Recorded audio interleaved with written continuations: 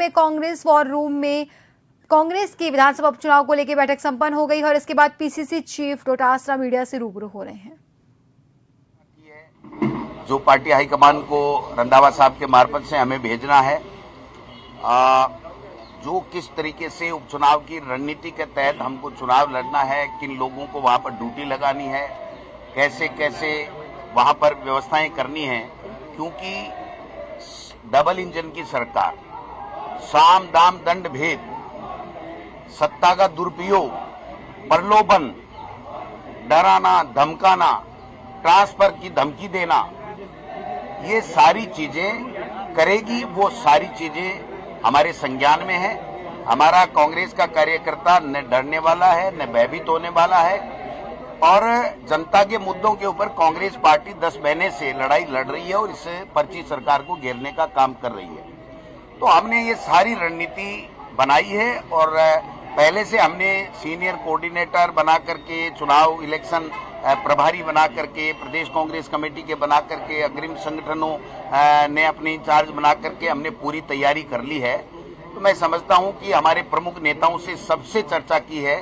सातों में बावर जितेंद्र सिंह जी, सीपी जोशी साहब, हमारे तीनों एमपी साहिबान, मुरारी लाल मीणा जी, हरीश जी, हमारे ब्रिजेंद्र ओला जी और बाकी सीटों पे भी तमाम जितने भी जिला अध्यक्ष है, प्रदेश कांग्रेस कमेटी के पदाधिकारी, जो जिम्मेदार लोग, जो सीनियर ऑब्जर्वर वहां गए, उन सबसे चर्चा करने के बाद में हमने एक रणनीति बनाई है और उस रणनीति के तहत इस 10 महीने में इस राजस्थान का जो बेड़ा गर्क करने का काम इस भारतीय जनता पार्टी की पर्ची सरकार ने किया है, वो लेकर के हम जनता के बीच में जाएंगे।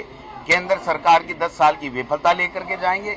हमारी सरकार के समय जो अच्छी योजनाएं थी, उदाहरण के लिए मुख्यमंत्री चिरंजीवी योजना जैसी योजना, उससे लोगों को राहत मिल रही थी, गरीबों को, वो सारी की सारी इन्होंने बंद कर दी है केवल समीक्षा के नाम से और ईडी, सीबीआई, इनकम टैक्स की धमकी के आधार के ऊपर ये लोग बाग राज करना चाहते हैं। भ्रष्टाचार इनके सब जगह व्याप्त हो गया है और जितने भी ट्रांसफर हुए हैं उसमें भ्रष्टाचार की बू आ रही है।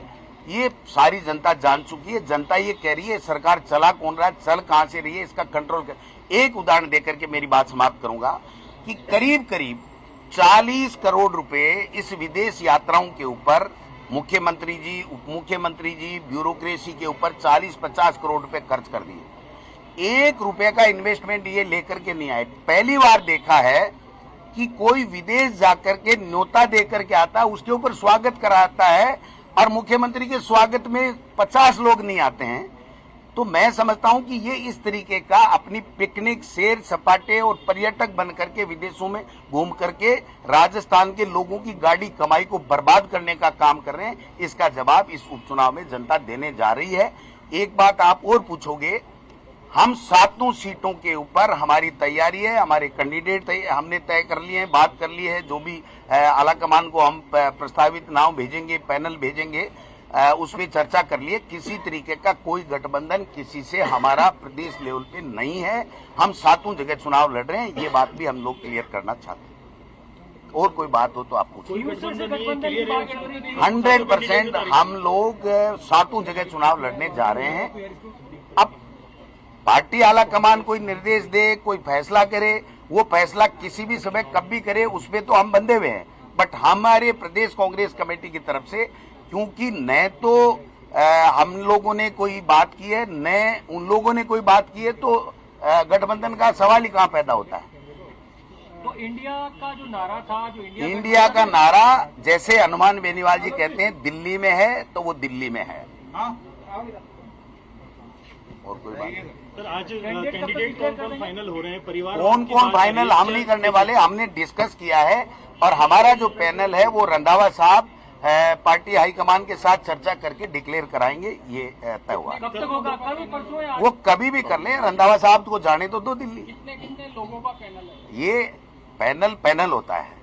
पैनल का नाम सिंगल नाम भी हो सकता है, 2 भी हो सकते हैं, 3 भी हो सकते हैं। उसमें डिस्कस हुआ है।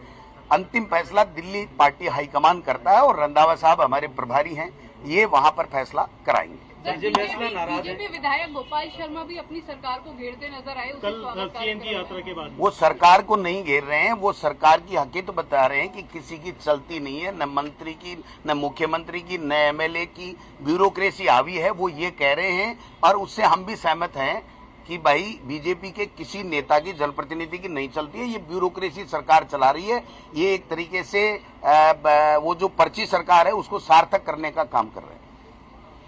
माननीय प्रभारी रंधावा जी।